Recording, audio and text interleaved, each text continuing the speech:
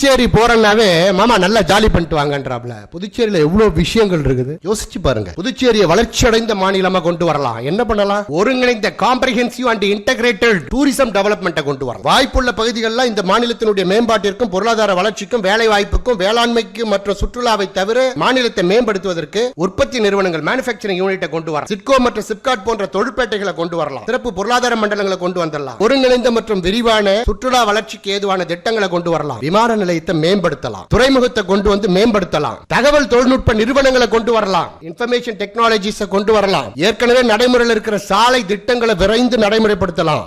Scheme road, outer ring road, inner ring road, திட்டச்சாலை, கட்டச்சாலை, புறநகர் சாலை, உள்வட்ட சாலை, வெளிவட்ட சாலை, அத்துணை சாலைகளையும் அமைத்து அதே போல பேரிடர் இயற்கை சீற்றங்கள் அடிக்கடி தாக்குது பாண்டிச்சேரியை.